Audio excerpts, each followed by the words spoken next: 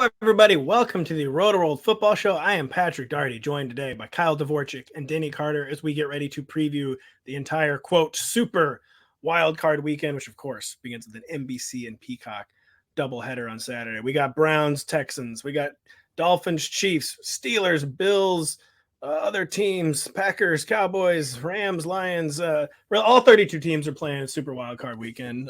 Yes, so now, that's why it's super. Yeah, we're breaking down all 6 of the wild card matchups. It is an absolutely loaded slate. We're going to get the keys of every game, some DFS X factors. We would be remiss, though, if we did not begin by mentioning 2 things. First, you may notice I'm not in St. Louis, Missouri. I am on the, quote, road in Birmingham, Alabama. I am at the scene of the crime of Nick Saban's retirement, where I've been accused of bringing bad tidings. This is not a joke. I have been told I'm bad luck and not allowed to return to Birmingham, Alabama. They kicked you out of Applebee's. They did. They did. So Nick Saban has retired. You might care a lot about that, but it's not the NFL. But we have NFL stunning news. Like one day after another, Mike Vrabel was fired. Pete Carroll was he fired? Did he resign? It's like a little hard to say. He was promoted. Yeah, promoted, of course. Yeah, promoted upstairs to the great front office in the sky. I was going to make that joke if you did. Promoted to a farm upstate, buddy. Come on, man. And, of course, you made the same joke. I did. Bill Belichick then was in a 4-day staring contest that he did eventually lose, but the New England Patriots agreed not to trade him and let him seek employment on his own terms elsewhere, but he is no longer the coach of the New England Patriots. And so first off, very, very clearly, Bill Belichick is going to instantly get another job, right? Yes. No one's going to overthink this. What is the latest news on potential favorites? I know he's been connected to the Falcons. He had been connected to the Chargers in the offseason, but Dean Spanos isn't really known for breaking open the checkbook. What are your thoughts on Bill Belichick, I guess? We got to start with the big dog, the greatest coach in NFL history. Right, and he is greatest coach ever with a 44% winning percentage without Tom Brady. Stop. And I think, stop. Cut his mic. I mean, I can't. I think the Chargers make sense, but like you said, are they going to be willing to break the bank? Because really, I just don't think Belichick is into trying to figure out quarterback. He wants quarterback figured out for him, and for good reason. And they have that in LA. They have that Justin Herbert locked in. There's no question about that. So he can focus his attention on other things instead of trying to find one viable quarterback like he could not do in the post-Brady era in New England. I mean, do you think the Commanders or the Falcons, it seems like they're both going to back up the Brinks truck, but they don't have the quarterback. And do you really think the Commanders have the number 2 overall pick, Denny? Falcons number 8? Are either of those like live in your mind? I guess they have to be live if the Chargers can't cut the check. Because I don't think Bill Belichick is coaching without that check at this point. He's used to making over $10 million a year, I think. The Commanders or Falcons do anything for you or not really? I mean, the Commanders are interesting because they have that number 2 pick. And maybe they can draft one of the, either May or Caleb Williams, probably May. And be somewhat set at quarterback. But I mean, right now it's not looking great at quarterback. I mean, Sam Howell is a career backup. That's very clear. So I don't know. The Commanders don't make much sense to me for Belichick. Kyle, you have any thoughts to that on the BB sweep? Where do you think Bill Belichick is coaching in 3 weeks' time, Kyle? Well, we did have a report from, I believe, ESPN's John Kimes saying that the Commanders have no interest.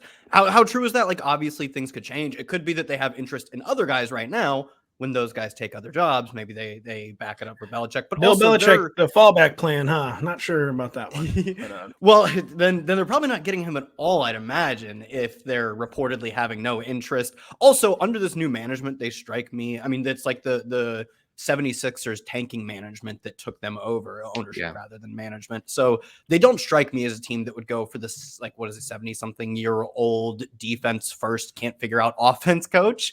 But I do think that could be like the Falcons, for instance. And like you said, it also could make sense for the Chargers in that if he figures out defense, like just stay healthy on offense and you're fine. Like if they don't lose every single receiver on that roster, they probably just keep boat racing teams, at least to the extent that they're not as dreadful as they were this year. Defense was obviously an issue, but as it turns out, neither of those things happen. So Chargers makes a ton of sense. The Chargers are a turnkey roster for Bill Belichick, I feel like. They do feel like it's coaching. Like, man, Belichick's rosters in the past few years, defense-wise, they're fine, but they haven't been great. Yet the numbers have been great. They outperform their talent, or at least perform up to the level when they have elite talent every single year. That's like 80% of what the Chargers need. And then stay healthy. Danny, I'm surprised you're not propagating a conspiracy theory of Bill Belichick to the Raiders, Tom Brady out of retirement for the Raiders. Oh, man. And, I mean, you're kind of off your game. Sure, we'll go with that. I was sure Brady was going to play for the Raiders this year. So You were. I mean, another conspiracy can be just the Vrabel Belichick just switch sides. Because I know we've gotten Vrabel pinned to the Patriots already. That connection has been made. I mean, I know So Bill just Belichick thinks more of himself. Bill Belichick probably thinks more of himself than he's more confident in his coaching ability than probably anyone else on planet Earth. So he might not be viewing this the same way as us. We're like, I gotta get somewhere with the quarterback, even though he just had the quarterback fiasco in New England. He might just think, whatever, it was Mac Jones, it didn't work.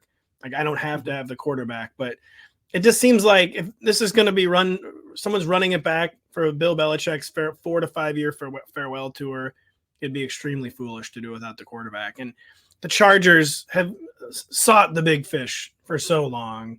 Just get it done and do it, and get Bill Belichick to coach Justin Herbert. And let's see once and for all, like, how truly cursed this Chargers team is. Yeah, right. Yeah, we're going to test the cursed nature of the team to see if its stadium is actually built on a burial ground. It's also crazy that sort of related. Mike Vrabel got fired on, was it Tuesday or Wednesday, whatever it was, and in like a 48-hour span, he was the third most notable coach to get fired in the NFL and the fourth most notable football coach to get fired in the world. Like, and there is a gap. Vrabel's he's been one of the better coaches of the past 6 years. I think he's been in Tennessee. Like, really an elite coach, typically outperforming his team's talent by a lot.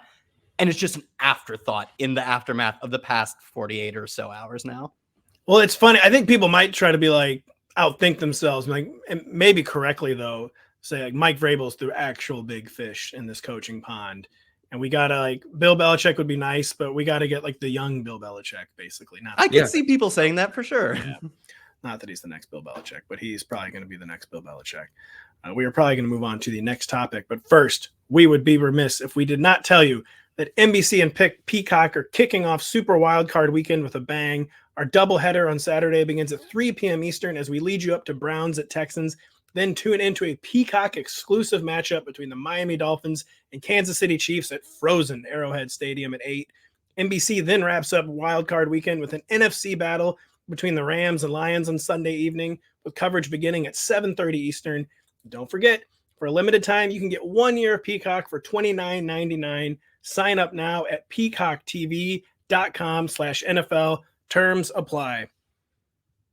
Good old Peacock, good old doubleheader football, good old wild card weekend, good old Houston Texans kicking it off. The Houston Texans always playing at 4:30 p.m. Eastern on Saturday on wild card weekend. What better place for Super Wild Card Weekend to begin, guys? And what better network than NBC with the little Texans that could, hosting the fighting Joe Flacco's as 2.5-point home underdogs, Denny.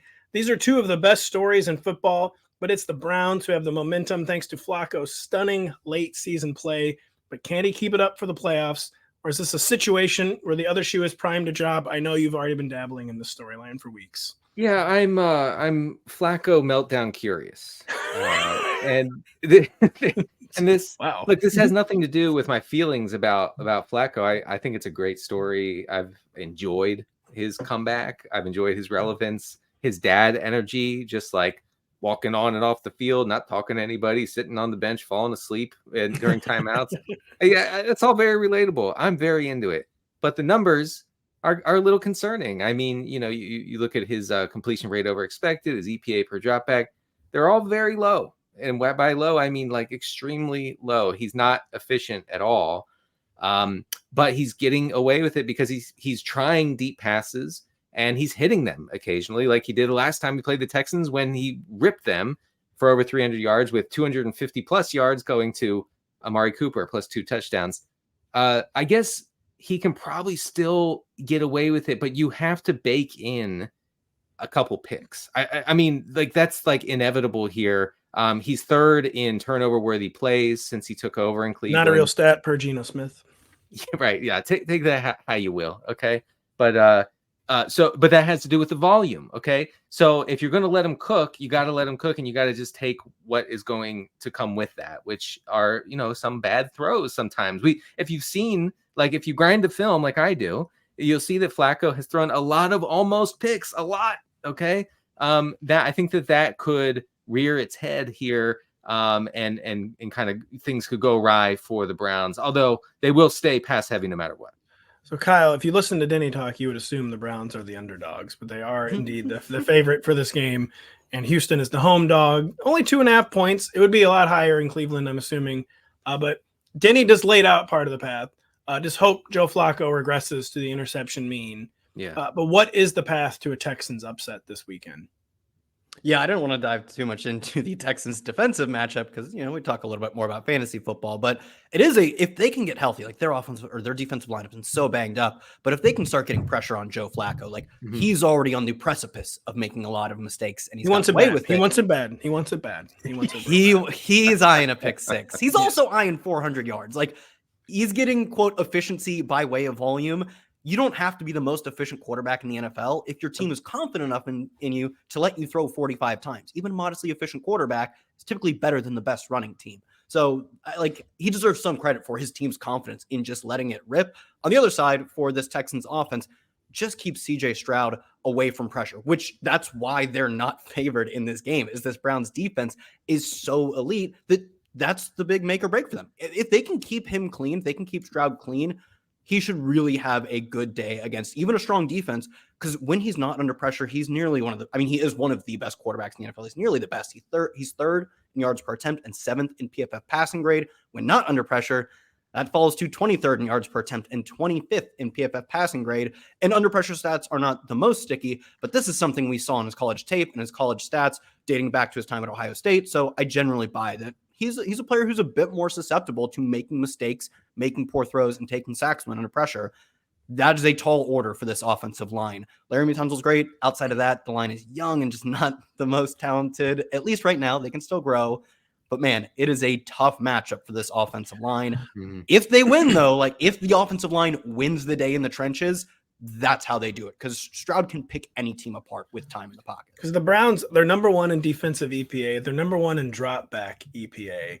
It's a very tall. They weren't quite as good in the second half of the season, I'll say. But no, there's no path to a Texans upset without CJ Stroud going nuts. I think we know that. But on the other side of the ball, we're expecting Joe Flacco, of course, to sling it. What are the odds that the Browns receivers go nuts against the Texans defense that is not great against the pass? They're 20th in drop back EPA. We know, Denny, like you said, they're going to throw 40 to 45 times. There's literally no universe in which Joe Flacco attempts fewer than 40 passes.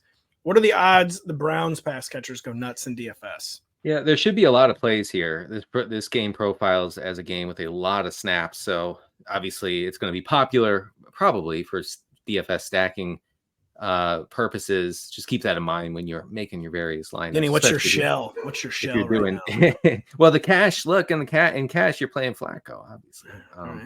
Anyway, yeah. If the Browns do indeed go pass heavy again, and I mentioned a lot of this, I just want to mention my funnel defense report, which breaks down each game. It's on the site NBC Sports if you guys want to check it out. But if they go run heavy, pass heavy, it's going to go through Njoku and it's going to go through Amari Cooper. They have combined for 54% of the targets with Flacco under center, 70% of the air yards, along with almost 60% of the first read targets. So it's them or nothing, basically. Elijah Moore is like a tertiary piece at best. The running backs get a little bit here and there.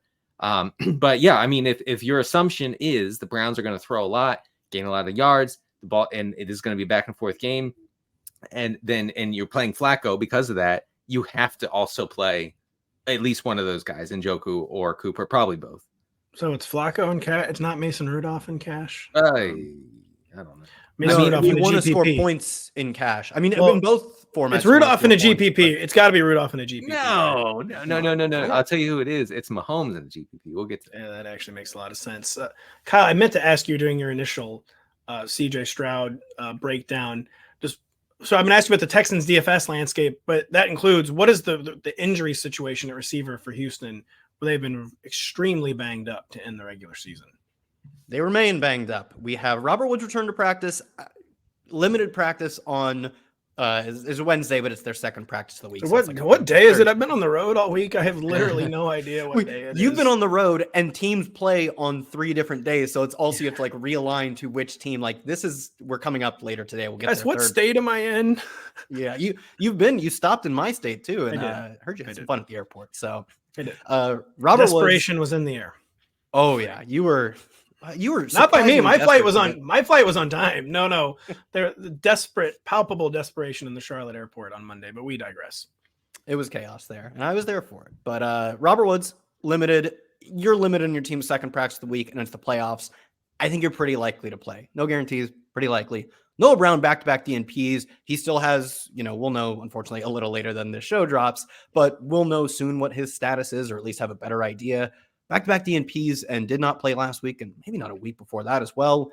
He seems less likely, and that brings them to Xavier Hutchinson and John Mechie. I think we'd possibly see more Xavier Hutchinson, but we're also just going to see a ton of 21, 13, like literally anything that isn't 11 personnel. Like they'll use a fullback, they'll use multiple tight ends. That is really good for Nico Collins, and if Robert Woods plays, really good for him. When you're putting those guys out there, even if they are running routes, it's easier to draw targets because they're not wide receivers at earning targets, but typically they're going to be blocking. That's what they've done the past 2 weeks. They've had extra tight ends and fullbacks into block, and that's meant like 55% of their passing plays have come out of 11, which is extremely low, even for their standards, which it was 74, I think, percent through the first 16 weeks of the season. So it's going to be 2 wide receivers on a lot of plays going out to earn routes.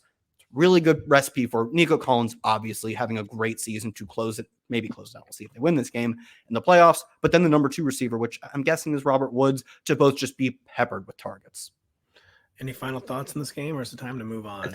I think the Texans will be tempted to establish it here and to play smart and play balanced, and that will result in a loss. I wasn't going to put you guys on the spot, but Denny thinks the Texans will lose. What do you think, Kyle? I think they lose, but I'm going to give them a little bit more credit. Over the second half minus 2 games that Stroud didn't play, they started getting rid of that run pass nonsense. Like they were atrociously run heavy on early downs, despite being terrible at it and really good at passing on early downs. For the first 2 months of the season, we finally got to take some of that sort of hiding of CJ Stroud, who didn't need it, out, and then obviously he gets hurt with concussion, but they came back with a top 12 pass rate on early downs in the final 2 weeks of the season. Not quite where it was earlier during the renaissance of that team in the middle of the season, but they started to really take the reins off of Stroud. Maybe this is a spot where they choose to put them back on, but I'll say I think they do the smart thing. It's a very fun game, and they lose a close one. I think the Browns go marching on, and I think they can also withstand even 2 or 3 Flacco picks, to be honest. I think it's going to be pretty tough sledding for CJ Stroud. Maybe not in DFS, maybe enough volume to get home in DFS. I'll go 3 for 3 and say the Browns win this game. For this weekend's Peacock exclusive game at 8 p.m. Eastern on Saturday, the Miami Dolphins leave behind sunny South Florida to visit the frozen plains of northern Missouri as 4.5-point underdogs against the Chiefs, Kyle. With the temperature quite literally hovering near 0, dipping below 0, we now know, and the Dolphins, the most injured team in the playoff field, this reads like a fiasco setup on paper for Mike McDaniel's team. What should their number 1 priority be on offense as they try to spring the upset, a team that was the number 2 seed for months and then coughed it up in week 18? Yeah, I think a lot of people are going to say, establish the run, play a low-scoring, Chiefs aren't that great of an offense, play a low-scoring game, try and win the 20-17 or whatever, but you tell me the Chiefs don't score a lot of points, which they haven't this season relative to years past. They've been held under 25 in 11 games, under 30 in all but 3. They can change. We've seen them turn the gears on in the playoffs. They typically also do that late in the season, and they didn't do that late in the season. So that kind of tells me this is a flawed team. And for a team that I don't feel confident can put up 30 points, they can, but I'm not saying Chiefs are locking in 30 every week. we used to say, yeah, just shoe in 30. You gotta put 45 on the board. You need like 3 long Tyreek plays to put up 21 points. And we've seen this team lose many times this year to their opponents scoring somewhere around the ballpark of 20 points. So I actually think they should lean into the volatility, mostly also because like Chiefs have a great run defense. They play zone rushing schemes really well. They limit explosive plays. Like they're just a great defense. They don't have an obvious weakness. Like, oh, let's just run power football. Like they can also beat that too. So lean into the volatility. If you're an underdog who also plays an opponent that I don't know if they can drop 35, like let's find out if the Chiefs can win a shootout. They've hardly done that this year. Try and push them to that game state. I think you have to lean into the volatility in this kind of weather environment too. Where one of my hobby horses is, we always talk about the Packers when it's quite literally 0 degrees. In this case, under 0, that levels the playing field to a degree that basically no amount of injuries can. Like you're kind of just like grasping for anything, trying to like stay alive out there and like hoping you hit a big play. I think you need to lean into like high variance plays and maybe some big plays because this game is probably going to come down to fumbles. A lot of those Lambeau Field games where it's 0 degree, it comes down to like who fumbles the least. Like you can't feel your hands, you can't hold on to the ball. And the Dolphins, as the underdogs especially, I think really need to lean in to what Kyle is just laying out. By the way, can these teams play like in a normal environment? First off, they played in quite literally Germany. And now they're playing with the temperature. And that game was wild. There was the crazy Tyreek Hill fumble, and the game ended 21-20 or 21-10 or something. The Chiefs looked like they were doing great, and they didn't score, I don't think, a single point in the second half. Like, a really weird game. It was a really – I just think that you're totally – I think the Dolphins, they've got to be frustrated that they don't have this home playoff game. They were locked into a high seed for so long, and they're probably feeling like they're being disrespected. They're probably feeling like they're better in the record than their seed says. But I think that they're probably pretty sore about being in what amounts to a coin flip game because of how horrible the conditions are. I think they just need to lean into that, hope fate is on their side, and then move on. Denny, if the Dolphins' offense is banged up, as Kyle alluded to, the Chiefs has just remained stuck in neutral. What is the state of this Kansas City skill core entering the playoffs? Well, Travis Kelce, for one, has not had much success against Vic Fangio defenses. I saw these numbers on the X machine from Jared Smola, who can be found at Jared DS. Really smart guy on X. Yes, very, very good resource, Jared. So here are Travis Kelce's stat lines against Vic Fangio in recent years. 3 catches for 14 yards, 4 catches for 34, 3 for 27, 8 for 136. That's a good one. 3 for 31, and then 6 for 44. So fairly limited. And I think him, aging like we all are, and not. I'm not dying for a lumbar pillow right now behind my back. I didn't quote hurt my hamstring running in the neighborhood today. Wow. I don't know who told you that, but. So I do think that Kelce probably will be contained here. Rashee Rice probably is the best pass catcher they have at the moment. Best pass catcher in the NFL at the moment. That's what I meant. Yeah. He has at least 6 catches over the past 6 games. He was 9th in yards per route run this season, which really impressive. He trailed only Deebo Samuel in yards after the catch per reception. So he is tearing it up. Man. After the catch, and the Chiefs are smart enough so that they are putting him in position to gain those yards after the catch. They're throwing it to him on the run in the middle of the field, and it's working. It's working quite well. So as far as the DFS play, I'm finding it exceedingly difficult to fade Rashee Rice here. I don't know, Kyle. What do you think? You think Rashee Rice is going to be chalky in this environment? Probably.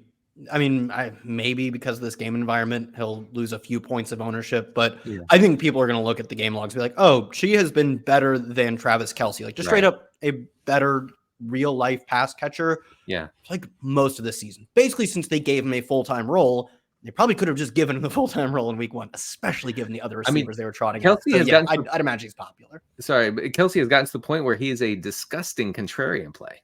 Yes. I know. It's insane. And his price point on DraftKings is crazy low, 61, I think. As for I did want to mention, I mentioned this in my funnel defense column. When these teams played during the regular season, Kansas City passed the ball on just 54% of their snaps in neutral game script. That's way, way below their season-long rate of 64%. If they approach this game in the same way, it should mean a lot of touches for Isaiah Pacheco, who should be back here. That was just a nod to the conservative German culture. That was abide by local customs. That's just nice. That's just a nice American thing to do. Denny, do you have any sicko Chiefs DFS plays? You didn't really get very sick to me there. There's only a 6-game slate at most. Yeah, give us some of the bad plays. You're not gonna play all the good plays. Come on. It could be a 2-game slate. It could be a 5-game slate. At most, it's 6. Get sick. Come on. I don't know. I mean, Justin Watson. You want to get real sick? I know. Well, Justin Watson's not even sick anymore. He doesn't even do it for me anymore. No, wait. MVS. Go back to MVS. Yeah, MVS. Last 2 games. I don't think MVS played much in Week 18. The 2 games before that, it was like a high 70s and low 80% route rate. Like, I mean, he's done that for a bunch of the year. Sometimes they tried to pull him off, but like they send him out all the time, and he's in a portion of the field that is very valuable to get targeted in, very volatile, but very valuable in that he is downfield. His quarterback is a great downfield passer. All of those things would make you think he would blow up you once this year. Maybe it's the guess who had his best game in the playoffs last year? His name is Marquez Valdes-Scantling. Yeah, okay, all right. You want to get sick? I'll get sick. You asked for it. I'll give it to you. Mecole Hardman. Nice. I thought you were going to say CEH. Is he healthy? Mecole Hardman had 11 targets last week with nobody playing, of course. But maybe they saw something in him and said, hey, I remember this guy. Maybe we should throw it to him sometimes. It's actually, honestly, he's a good sick play. He really is. Sick. I take him at the end of some of the playoff best ball drafts. Like, if he pops up once in the Super Bowl. I need to get on making my lineup for that, by the way. Not a best ball, the Chris Wilson extravaganza. Kyle, are you in that, by the way? We need to get you in that. If you're not, we need to get both of you in that. Chris, if you're out there, get Kyle and Denny in that. Kyle, Dolphins DFS plays, sick or otherwise? Sick or otherwise, I'll probably be. I wonder what the ownership for Dolphins in general is going to be, because people are terrified of both the injuries and not looking at quite like the Death Star levels they were earlier in the year, and the weather in this game. I feel more confident in just stacking this team as a whole than probably the field does. But I will say, if you need a sicko play, Durham Smythe. He's out there a bunch. That's sick. Denny's out here saying, he's basically Watson. The MVS of this team, in that he's out there a bunch and does nothing. He just doesn't go downfield, but also he doesn't have to, because tight end is if Kelsey's not Kelsey, this could be a very easy slate where one-off touchdown for the Dolphins, or for Smythe. That's all it takes. So. Denny, the problem with Justin Watson is that I liked him as a sicko play before it went mainstream. He's been a sicko play for too long. Yeah, no, you're right. You're right. The hipsters have lost Justin Watson. The roster ship numbers that I have the Dolphins at crazy low roster ship. We're talking Tua at 2%. We're talking Mostert at 7%. Let me check just real quick. It could be too much hype. As Denny's checking this, it is historically bad weather. It really is historically bad weather stuff. Yeah, the cold weather stuff is not as scary as snow and wind. There is it's not, but if you watch any of those Aaron Rodgers games, Lambeau, man, I'm telling you, they are just fumble luck games. That's really what they are. They devolve into fumble luck. Which is why every team should build a dome. Obviously, that's true. Tyreek Hill at 27, so that's normal. 27% rostership, I should say, just for the. I'm trying to speak to the general audience. Jalen Waddle. Are you looking at the 2-game slate or the 4-game slate? The 6. Oh, the whole 6er, big 6. 6. Yeah, is that it? Should I be looking at something else? I thought 6 would reflect what most people are playing, or no? I'm doing the 6er. I'm doing the 6er. Well, anyway, Jalen Waddle's at 8%. Could be interesting if he plays. Could be interesting. That's a lot of Chiefs Dolphins talk. We're moving on to the team that nobody wanted in the playoffs, visiting the team that seemed determined not to make the playoffs, with the Steelers arriving in Buffalo as 10-point underdogs. Denny Carter, you talked a lot down the stretch about how the Bills were playing not to lose more than they were playing to win. But is there any realistic way the Buffalo Bills can cough up this football game? Yes, I do. I really do think that they are capable of losing this game. I know they won. I know they beat the Dolphins on Sunday Night Football last week. but man, they tried not to. They tried so hard to lose that game, and the Dolphins just wouldn't give in, and credit to the Dolphins, for Credit to that. the Dolphins. That's why they're now going to a subterranean football field in the middle You of had America. two teams that were bound and determined to lose that game. Somebody had to win, and I guess it was the Bills. They're so scared. The Bills are just playing so scared. Unless Sean McDermott, has a moment, has an epiphany, right, going into the playoffs where he's please no more Sean McDermott epiphanies, by the way. Yeah, might want to avoid those. But lets Josh Allen just cook. That I think that they will play slow enough. This will be a low volume game on both sides of the ball.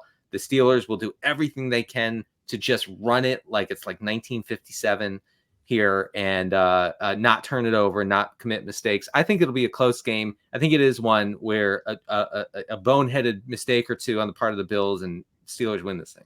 Really, real quick, no one's talking about the Buffalo weather. I just pulled it up on my phone, and it currently says it's heavy snow right now in Buffalo, and it has the snow emoji for the next 5 days. Yeah, it's supposed to be snowing in this game. Anyway, I'm not sure about that. The Steelers are just going to love this. I mean, Mason Rudolph could drop back. It could be one of those things where he drops back like 7 or 8 times. Well, I was about to say, man, I don't know, 7 or 8. I feel like, Kyle, there's no path to a Steelers victory, even if it's a conservative run-based game plan that they can win without Mason Rudolph, kind of working that connection with George Pickens, who somehow unlocked in week 16 and 17 before, I believe, not targeting him in week 18. That's right. What are the odds Mason Rudolph and George Pickens find success against the Bills?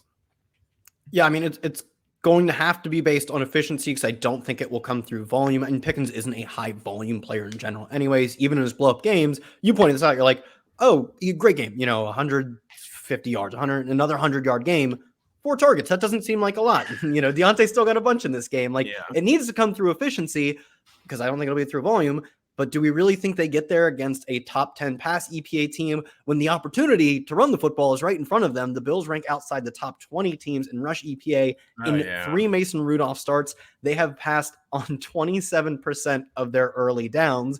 They won those games. So, let's take away the portion of the games that were blowouts. Let's say take away the 30% win probability or less. So games that had a 70% chance of being won by either team. Doesn't matter. They're still 30%, just over 30% in terms of early down pass rate.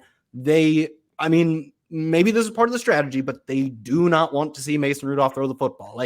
Let's keep ourselves on pace or whatever, keep the drive alive on first and second down with not the best runs, and then pray George Pickens comes down with one. That has worked so far. That has gotten them back to back wins, I believe. But man, I think they're going to just run until they lose. Yeah, Mike Tomlin's going to have something special planned for this game. It's going to be, we think we've seen full Steelers. You guys have got me thinking we're going to see a level of Steelers that heretofore we did not know existed. I think we're getting some Wildcat. I could see some Jaylen Warren Wildcat. Sorry, Denny? Yeah, no. So Jaylen Warren leads the team in receptions during the Mason Rudolph era. That I did not know. Wow. And also, Najee Harris has a crazy lead in carries. I'm trying to find it. He's averaged 25 and a half touches per game with Rudolph under center. Warren's averaged only 14 and a half. So, wow, it's Najee's season. It's Say 25 and a half and 14. That's still so many running back touches combined. That's so many, right? So many. It's crazy. And the Steelers are all in on the narrative. You give the big boy the ball when it's cold. When it's cold outside, that's what you do. And so it doesn't matter. It doesn't matter what happens in this game. Najee Harris is getting 25 touches. 25 times. So I'm assuming you have full exposure then. I have 106%. All right, that's not a little overweight there. Wow, Najee Harris this weekend. So, Danny, we talk a lot about the underdog Steelers for some reason. The Bills, they've got a lot of interesting storylines in offense with Steph Diggs struggling, Gabe Davis injured. How injured is Gabe, Kyle? What's it looking like? His status? Is he already been ruled out? No. He has not been already ruled out. I guess he gets a questionable tag. I truly don't know if he plays through it though. Okay, Steph's injured. Gabe is not injured. Steph's struggling. Gabe is injured. Denny. Do the Bills have a weapons problem against a really good Steelers defense? One that is missing TJ Watt, though. I mean, look, they refuse to use Stephon Diggs in the slot where he's been much better. I mean, look, any elite receiver is so much better always in the slot. That's how CeeDee Lamb has just destroyed teams over the past 2 months. Is they were like, okay, you're going to play from the slot, CD, and you're going to gain 180 yards every single game going forward. Every half. But Stephon Diggs is still being forced to win on the outside for the most part. That's going to be tough sledding, I think, for him, especially maybe in some weather. We'll see about the wind. Dalton Kincaid, I guess, would be the guy to benefit from a Gabe Davis absence here. But overall, I just find it very difficult to convince myself to play anyone in this Buffalo offense besides Josh Allen, who is going to be super chalky, just so everyone knows. Josh Allen, the final 5 games of the season, had as many interceptions as passing touchdowns, 5 apiece, but he had 6 rushing touchdowns. And he was achieving previously unknown levels of Josh Allening. I didn't think Josh Allen had any further essence he could be reduced to. No. And then still somehow found another new core at the center of Josh Allen. He refuses to not get away with it. He absolutely refuses to not get away. Really, is anyone concerned about the weather of this game? Seriously, I haven't actually heard anything about it. Is it supposed to be? I've heard a little bit, but I think you just have to monitor it on the day of the game. I think it'll be nasty, but unless there's a lot of wind, I'm not too concerned. With hopes as high as they have been in years, the Dallas Cowboys host the Packers as touchdown home favorites, Kyle. The McCarthy Bowl features 2 high-flying offenses that got better as the season progressed. Is this going to be the shootout of Wild Card Weekend, Super Wild Card Weekend, or is there any way the Packers can win it? Yeah, I mean, I think the Packers I think they're going to have to win with a shootout. But the thing is, they can do that. We've seen, just incredible football over the second half of the season from Jordan Love. He had a hot streak. I think it was 3 games early in the year, got a ton of yak, and then completely regressed. And you're like, everyone who's Jordan Love's a bad pick, they all got to go on to Twitter and have their victory laps. Love has just been straight up dealing over the second half of the season. Since week 11, he is first in PFF passing grade. He is second in total passing touchdowns, 11th in yards per attempt. And I thought, well, okay, it's a good defense. They're going to be able to get pressure on him.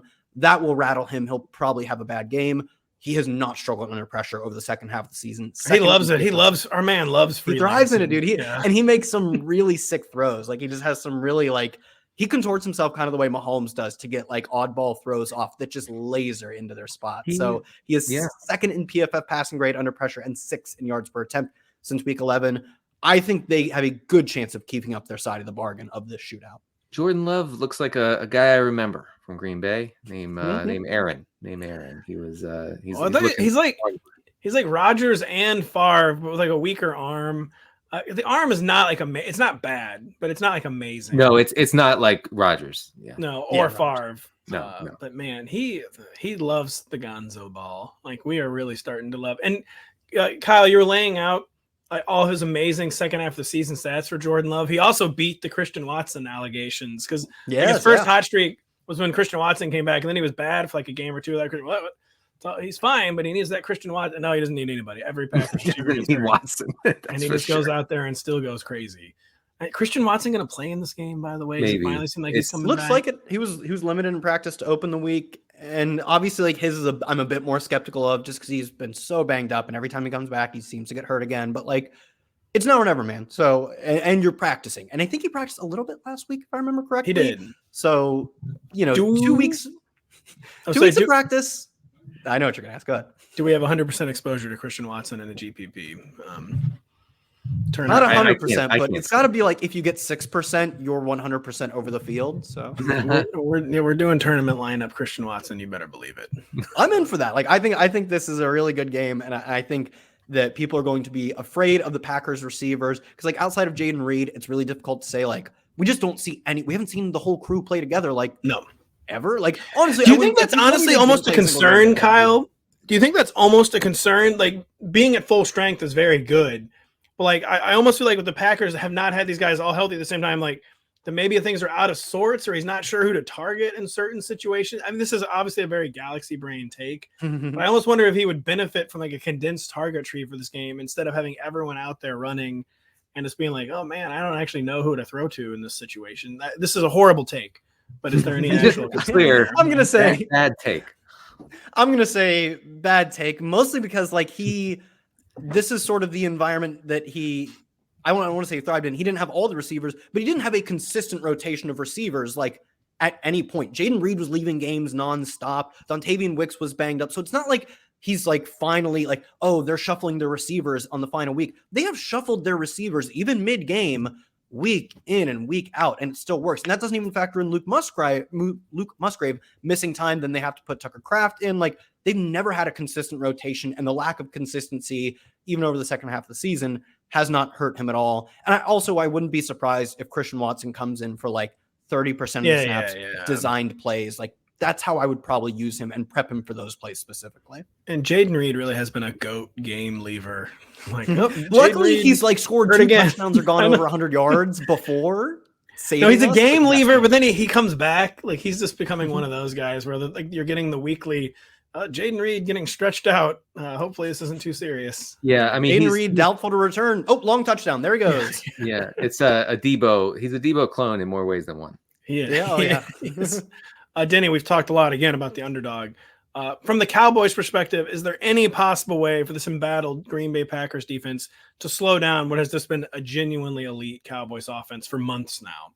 No, the answer is no. And it gets worse, though, because we just got news that Jair Alexander injured his ankle in practice and is now day to day, according to Matt LaFleur. So we are looking at an already bad Green Bay defense without its top corner against Dak Prescott. I believe the kids call this a smash spot for the entire Dallas offense. I mentioned in the funnel defense report how extreme of a run funnel the Packers have become. It doesn't mean quite all that much against the Cowboys, the way the Cowboys have operated over the past like 8 or 10 weeks. I understand that, but it could be the one place maybe where Tony Pollard could get there. Maybe, you know, I nobody's going to be on Tony Pollard, and that's what you have going for you.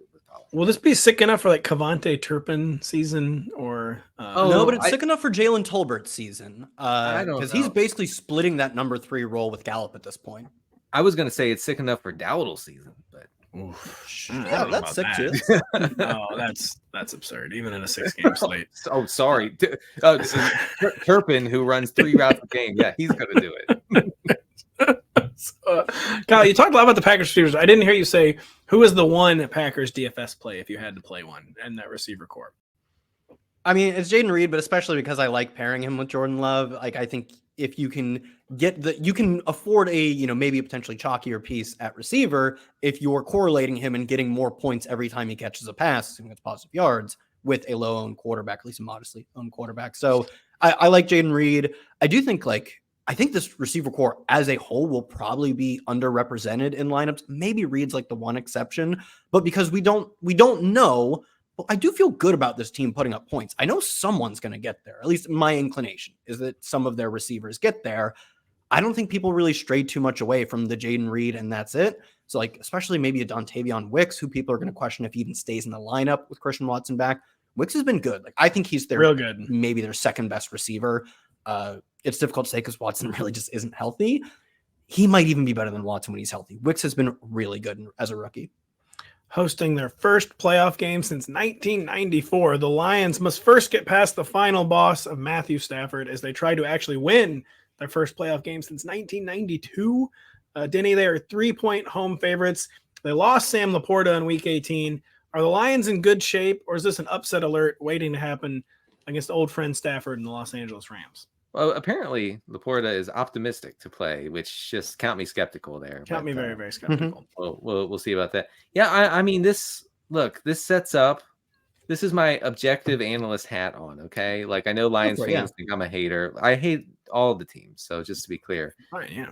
But, this sets up for a Rams upset, like, very well, because the strength of this Rams team is in the passing attack, and the weakness of the entire Lions team, it lies in the secondary.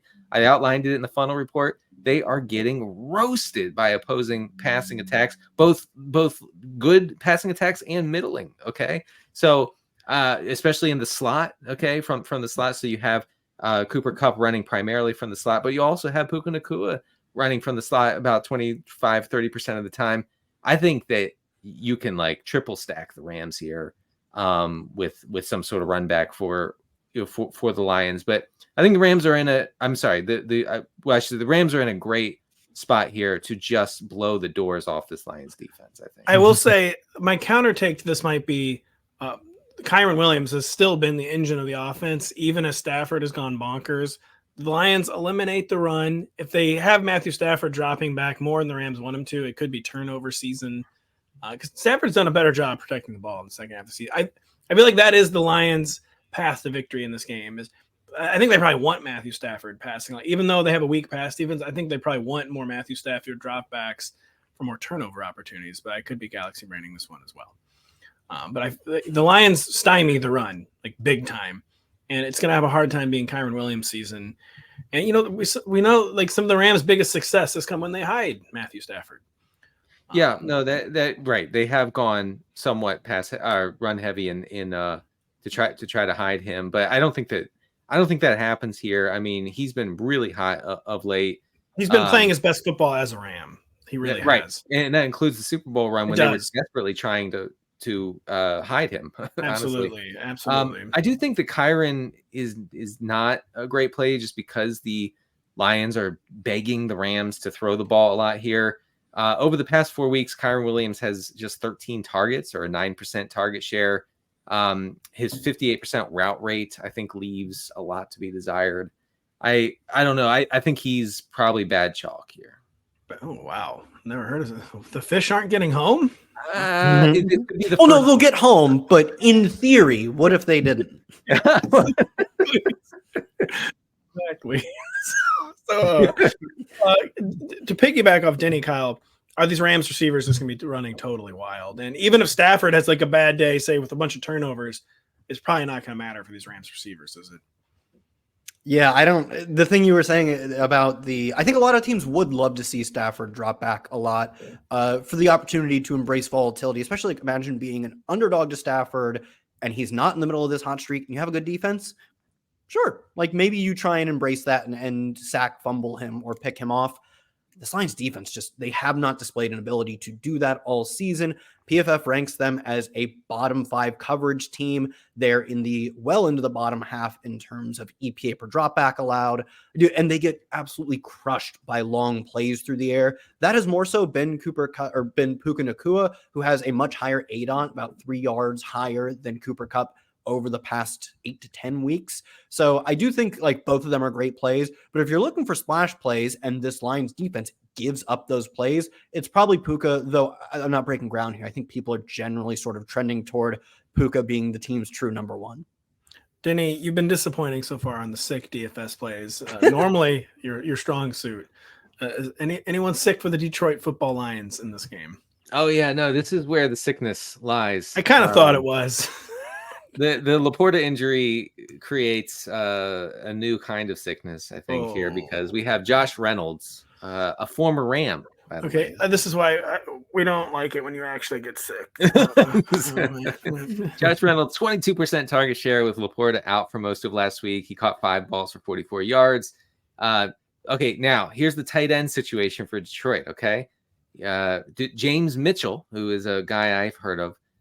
He led the Lions tight ends in pass routes last week with Laporta injured, but Brock Wright, who has a hip issue, has logged a full practice in both of the practices this week. So I'm thinking that it's going to be Brock Wright, but we could have a Brock Wright, James Mitchell situation. So you never know. You just don't know. You just don't know which one to play. And then guys, say Sam Laporta does actually play. Is it the kind of thing where you can't really trust him in DFS because it could be decoy, it could be only third down, it could only be in the red zone. So maybe high value snaps, but you'd have to assume limited snaps. You would have to assume. I think if he's out, which I think he will be out, I mean, Amon-Ra becomes a crazy target magnet here. In a game, I think the Lions will be playing from behind. Have Big fun time. staying poor if you don't put ARSB in your line. I have more FOMO fading him than anybody on this slate. I forgot to ask you guys who you thought was going to win the other games. I've been forgetting. It sounds like you really want to say Denny clearly wants to say the Rams. I mean, he doesn't want to say he did say the Rams. It's the Rams. I think the Lions. This is gonna be the dog level latest coming out party for Dan Campbell and the Lions. They're gonna out dog level these Rams in the dome. The Lions fans, you can tell, have been waiting for that. Like they have been going on the road, at home this year. Just like totally nuts. It's gonna be a frenzied environment in Detroit Rock City, and that's the only thing that matters. What happens in the field doesn't matter at all. Environment does matter. Environment does matter, and they are going to be hungry to beat Stafford. Wow, they are. Is it true that someone told me down here in Alabama that so who knows what they've been reading on the internet down here, but that they were banning Matthew Stafford jerseys from no, that was like a joke tweet or something, but I believe Matthew Stafford's like wife responded to it or something, some like notable. Say because it's not practical or practicable to ban. Yes, exactly. That's I think it was a joke tweet. I don't even know if it was from the main Lions account or whatever. I figured that was a quote internet rumor, but it did get some traction as if it were real, which is why you've heard about it. But I don't think so. Yeah. Even if it is, like you said, like how are they going to stop it? Yeah, it's not real. But, it's not real. I've been hearing so much Alabama. Dan Lanning is scared. By the way, is what I've heard down here.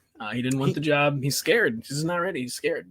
He's the Oregon coach, right? He's the Oregon coach. They don't want Dabo. They do not want Dabo. Oh no! Don't blame. Even though he has multiple national titles and is an Alabama. I don't either. They don't want Dabo, so they're on to I don't know who.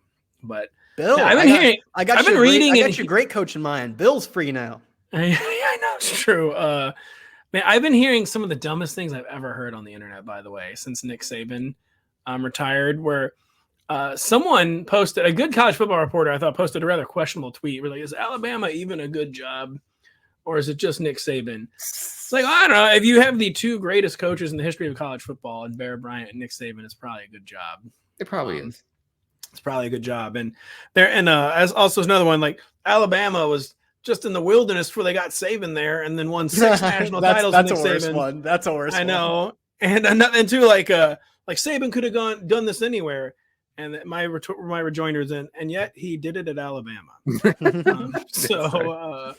I spent all week demolishing your anti-Saban and anti-Alabama arguments. What a horrible way for Saban to go out with that last play for Alabama against Michigan. Just a straight dive into the middle of the line. I call the quarterback dive 100 times out of 100 in that situation. That was I thought I saw people saying that was a low snap that was that Milroe, right? Just had to take it. Like it was like it was apparently the guard was pulling and he was going to be following the guard. It was supposed to be a quarterback run, it appears, and not. There was rumors that it was supposed to be like a halfback pass, not the halfback passing it, but a pass to the running back. Mm-hmm. Apparently, he was supposed to be following the pulling guard, and the snap just nuked the whole operation. Okay, yeah. Either way, the snap definitely nuked the operation, and that like it was at his feet. It was not a good snap. I have become in 3 days down here in Birmingham. I have become an expert in it, and I'm you would know more than fanatical Alabama homer now. By the way, I've abandoned Mizzou. It's a real shame. I don't blame you. It's honestly shocking it took this long. Let's check the Cotton Bowl scoreboard. Why don't we? We don't count Cotton Bowls where I'm from. You actually don't. Only Mizzou. The Cotton Bowl is a classic Ohio State. When Bill Belichick gets handed the AFC championship thing and he just passes it off like someone wasn't his. He's like, "It's not mine. Get it out of here." Mizzou is addicted to winning Cotton Bowls. We've won 3 in the past 16 years. They're building a statue to Truman the Tiger outside the Cotton Bowl, the 3rd best football stadium in Dallas. But you didn't know that. Well, you got that going for you. Bet you didn't know that. Entering the playoffs on a 1-5 skid, the Philadelphia Eagles arrive in Tampa Bay, Florida as narrow 3-point favorites. Kyle, although the Eagles are struggling, the Bucs are suddenly very banged up. Is this the rare playoff get-right spot for the Philadelphia Eagles? They got to be healthy. Devonta Smith didn't play last week. It felt more like it's week 18. We need a Commanders win over the Cowboys. Let's sit Devonta. The same with DeAndre Swift's illness. But like Smith is definitely hurt. He didn't practice at all last week. And obviously AJ Brown gets hurt. Jalen Hurts' finger was disgusting. Apparently he's fine, but like they need to be healthy for this to work out because their defense cannot sustain, like we've seen this all year. Their defense not only can't like sustain them, it can't even carry half of its weight being half of the team. Like their offense has to get going and has to put points on the board for them to inexplicably, like imagine saying this a few months ago, Eagles got to put up a ton of points to keep up with the Bucs. Their defense just can't hang. Like, but that's the case. That is exactly what's going on. I kind of get the vibe that AJ Brown is going to play. I do think Devonta plays, and obviously DeAndre Swift is going to play. So is Hurts. And in that case, it's not a great Bucs defense. It is banged up, and this is a team that is going to be forced to do the smart thing and air it out. I think at least. So I don't want to say get right spot because I don't think they blow out the Bucs. I think the Bucs are a good team and keep it close. But a get right spot, and that hopefully it teaches them how they have to play. Like, dude, you got to play for 30-point games if you're the Eagles at this point. Yeah. I'm not trying to be a hater, but a dynamic in this game is going to be, it's going to be more than 50% Eagles fans, by the way. Like, I know I'm serious. The Eagles fans are going to, even though it's the playoffs, will be taking over this stadium. It's a really bad fan base for like that, for the Tampa market to have come into town. Cause we know it's like one of those transient markets with a lot of out of towners. It's going to be, I think, more than 50% Eagles fans. So they're going to have the crowd on the. Hopefully, I'm not being too much of a hater here. No, that's right. Keep insulting them. I know. I'm sure you got more. No one in Tampa. I don't even care. You know, they're just worried that Mike Norvell's going to go to Alabama. So that's all they care about down there. Wow, you're really in on this Alabama. I'm telling you, I'm a rabid, fanatical Alabama homer now. Wow, things have changed. Well, when you leave the airport here, though, I'll immediately turn back and all right, it was just a bad dream. I'm a Mizzou fan. No, it's not. It was just a bad dream. Imagine having it was just the most beautiful dream ever. My team had no. 5 national championships or whatever they have. With the past character six character through suffering, Kyle. That's what we do in Missouri. Character through suffering.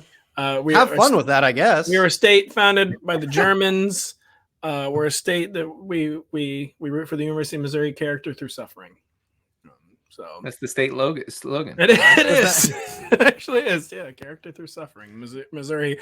And we're wondering why we're no longer one of the biggest states in the country. They've been every year they've proposed a bill to repeal the character through suffering state. It's crazy they have it on all the billboards when you enter the state too. Like I think Virginia's like the lover state or whatever. It's kind of cute. You see the big hearts when you go in. Character through suffering in like bold font, ugly bold font. Have you guys now in some of these cars when you drive through the state line, we have a Toyota Sienna. And when you cross the state line, it's like in its really weird robotic voice, it goes, "Welcome to Illinois." Or like, welcome to when Missouri, it says, "Welcome to Missouri, character through suffering." And, my kids start crying. And whenever we come back, they got to toughen up if they're going to live in Mizzou. They do. They really, really, really, really do. So wait, we're still talking about this game. Denny, can these Bucs, quote, cook against this horrific Eagles pass defense? Or is Baker Mayfield too hurt? You were acting like Baker Mayfield was like on a gurney in week 18. He should have been. Can he cook against the Eagles? It was obvious that the Bucs were going to let Baker meet his demise on the field if that's what it took, instead of playing Kyle Trask for even one snap last week against the Panthers. Baker, has a rib injury, probably serious. He has an ankle injury that made it so that he could barely walk during the game last week. I'm sure they'll say he's fine. He's 100% ready to go. I don't believe that. So I do think that they need to shift the target distribution here. They need to get it back to Mike Evans' season. Over the past 5 weeks, Chris Godwin has a 29% target share to 19% for Evans. That's just not going to work. A bunch of 5-yard checkdowns to Chris Godwin, it's not going to get it done here. If they want to win, they're going to relentlessly target Mike Evans downfield. I don't know if Baker can do that in his current physical condition. I will say, though, that Evans, when these teams played in the regular season, Evans was targeted on 44% of his routes against Philadelphia. Went for 60 yards and a touchdown.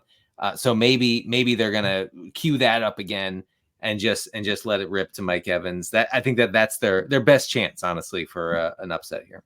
This playoff game just kind of feels like the classic. There are too many regular season games, playoff games. Like these teams are shells of their midseason selves. They are, yeah. And it's kind of like, what are we even doing here? These are not like two playoff quality teams. But even the Eagles are just not a playoff quality team right now with their injuries. No, they're not. And no. I will say on the Eagles side, just real quick, I know that they're struggling with a lot of injuries. The AJ Brown thing, Devontae Smith. Dallas Goedert is healthy, and he's playing a Bucs team that allowed the third most tight end catches on the season. When these teams played in the regular season, Philadelphia tight ends were targeted 10 times. We just saw Juwan Johnson go berserk against this Tampa Bay defense in Week 17. So Dallas Goedert, don't forget about Dallas Goedert. There's a lot of interesting tight end plays, especially on the 6-game slate. I don't know what to do at tight end, but I refuse to forget about Dallas Goedert. I think he's in a really good spot. So who are the DFS plays you guys want to stump for in Bucs Eagles? No, Goddard was a really good call. I think that's a really sharp one. He just hasn't had the year that inspires anyone, but he's still, I don't say he's still Dallas Goedert. Like he's probably due for some regression based on how efficient he was last year, but he's still getting all of the routes. They're still designing him targets. And as Denny said, it's a great matchup. So I actually really like that one. I think given his quiet, not terrible, just not explosive season, he probably comes in relatively low owned as you can for whether it's a, 2, 3, or 6 game slate. All of them, he'll be relatively low owned. Denny, you got anything sick or not? Yeah, Goddard is. Someone say Quez Watkins. Like someone say Julio. No. Boston Scott. No, we're not doing it. It is such a condensed, as you know, it's so condensed. It's like, you can get weird with the Lions. You can get weird even maybe with the Rams a little bit, but it's just hard. Yeah, the Eagles' second stringers are just awful. So there's no one. Barely. They should they're barely NFL viable. Yeah. On the Bucs side, Trey Palmer, is he hurt? Is he playing? No, he's out there playing. He plays football still. But Palmer. he's not running a ton of routes. Rashad White is such a gross play that he might be good.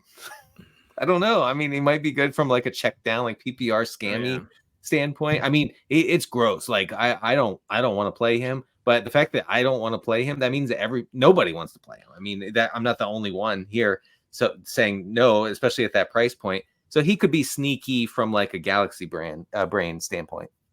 This is also the showdown game. This is the Monday night one, right? I was gonna say who's in the captain? Who's in the captain? It's probably hurts. I think you go Mike Evans in the captain. Evans could absolutely cook in this game. But I do think you almost have to play one of the Eagles wide receiver threes. Well, I think it's Julio Jones. It's Julio. It's not Quez. I don't think it's Quez. It was Quez for early in the year. Then he got banged up. Then they brought Julio in. Who knows what it is? But then in the final week last week doesn't really matter for the Eagles to me. Frankly, they pull their starters at halftime and not all the starters even played. The final week before that, Julio got a bunch of routes. It's 80%. Of course, he got the 2 touchdowns. So I think Julio, you have to at least consider him. Maybe you want to go extra contrarian with Quez, but you probably should at least consider wide receiver 3 on a team that could throw for 300. It's the second year in a row that the Monday night playoff games have been a really depressing game in Tampa. That's great. That's really great. Cowboys demolishing the final Tom Brady game. Wait, Cowboy? I thought they lost to the Rams. Wasn't that their final game? No, that was 2 years ago. It was last year. It was the Cowboys on Monday night in Tampa. I don't remember that. I blacked it. That was. Yeah, you should. Brady played 3 years with the Rams. Or the Bucs. He did. I swear to God, he played 2. No, it was 3. It was 3. And should have been 1. Should have been 1. I was gonna say I probably slowly blacked out the second and third because they weren't that good. Well, they almost won that Rams game. I was hoping the Rams were the last one because that was a dope game. That was a dope game. Quote dope game. So man, the Bucs this year had a better record and better point differential without Tom Brady. By the way, I knew that. Come on, I'm not man. Don't blame me. Like I said, it should have been one. Brady should have played 1 season in Tampa, won the Super Bowl, and been like, "See, I can do it with anybody. I'm out of here." No, it is true. It is true. What do you guys have on the site this week, by the way? Denny has referenced his funnel report. God, I don't know if you have anything, so sorry if you don't. No, I'm working on some off-season stuff. I'll probably start looking at I'll start looking at the rookie class of this upcoming draft. But I have some rookie review dynasty stuff. It's in the hopper. But I'm fostering a dog right now, so that takes priority. Well, Kyle grinds the off-season content extremely hard. That's going to be awesome. So I didn't know if I was going to be able to finish it while I was on the road. By the way, I'm in Birmingham, I'm at Lindy's Publishing working on our baseball magazine, helping out with the old baseball mags where we publish our football mag. Lindy is a great man. Lindy's is a great company. Thank you very much for letting me podcast from one of your spare offices. But I've managed to finish an article where it's the kind of, it's not clickbait, but I rank the playoff field 14-1. That's coming up Thursday evening. It's on not Rotoworld.com. clickbait yet. You have the Bucs at 2. I know. So the Steelers at 1. Mason Rudolph is for real. So I have the Steelers as the number 1 playoff team. Yes, check that out. Check out the Funnel Report. Check out our shows from earlier this week. A lot of really great stuff all week. Keep it locked to Rotoworld.com for all the injury news. And by the way, Kyle, you're working alone on Friday afternoon. I haven't told you this yet. That's fine. It's fine. Sorry, Zach's gone. That's fine. These shifts are easy. There's way fewer teams. So for Kyle, for Denny, I'm Pat, for Lindy. Thank you so much for listening. We'll be back Sunday evening.